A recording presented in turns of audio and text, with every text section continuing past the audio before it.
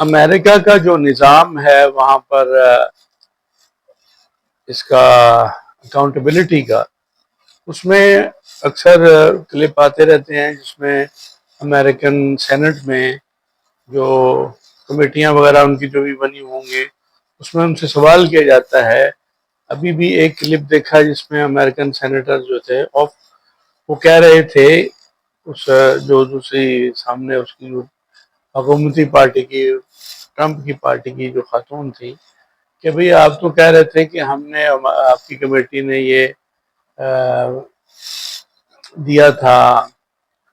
Statement کہ ہم نے ایران کی جو صلاحیت ہے وہ پچھلے سال ختم کر دیتی ہے، یہ جو ایٹمی صلاحیت ہے، تو ابھی پھر آپ نے یکم کو پھر یہ مارچ کو یہی کہا کہ جی ہم نے ایران کی صلاحیتوں کو ختم کرنے کے لیے یہ حملہ کیا ہے۔ تو وہاں پر اتنا زیادہ سخت اکاؤنٹیبلٹی کا پروسیس ہے کہ کوئی بھی شخص کوئی بھی کام جو ہے ان کی پتہ نہیں کتنی کمیٹیاں ہیں اور کتنے ہی ذریعوں سے پروسیس کرتے ہیں، ایک ایک چیز کا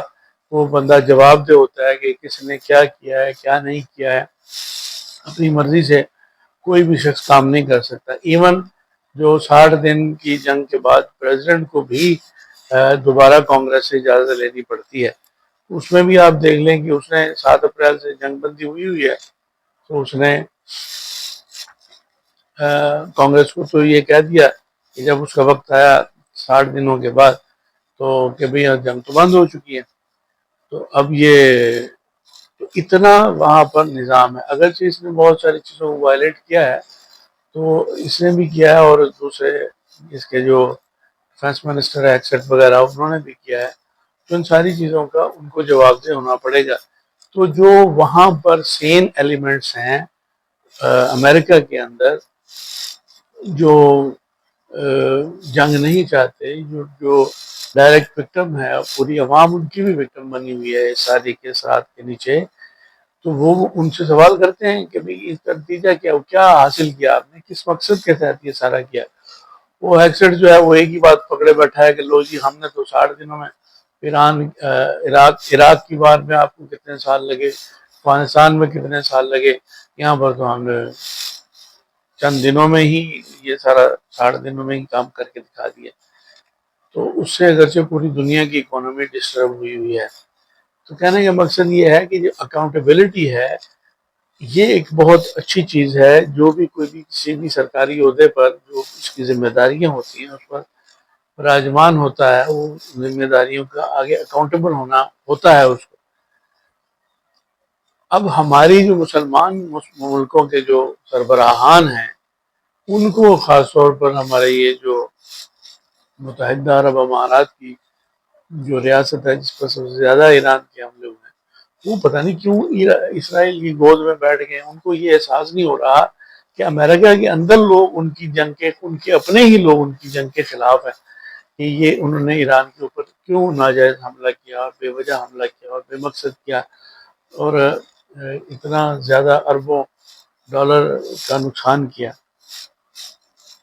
لیکن مسلمان جو ہیں ان کی آنکھوں کے اوپر جو متحدہ عرب امارات،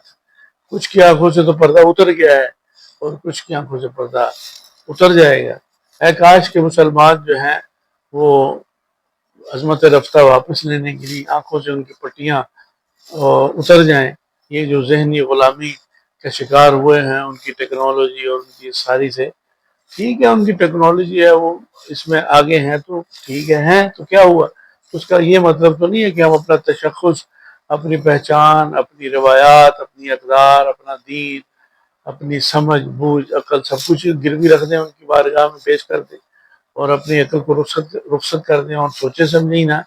کہ ان کے اپنے لوگ ہی ان کے ان اقدامات کے خلاف ہیں اور ہمارے لوگ ان کے ساتھ ملے ہوئے ہیں۔ وہ اسرائیل کی گود میں بیٹھ گیا جا کے،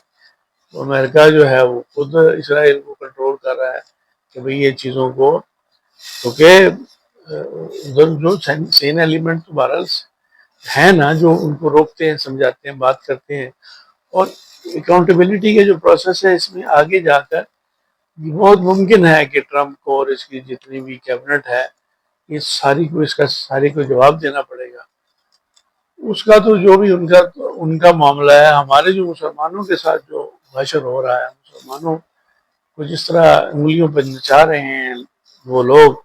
اور یہ ان کی انگلیوں پر ناچ رہے ہیں، اور اپنی کوئی شناختی بھول گئے ہیں کہ ہماری بھی کوئی عزت ہے، احترام ہے، کوئی مقام ہے، یا امت مسلمہ کی حیثیت سے کیا فرق ہے؟ کیا فرق ہے؟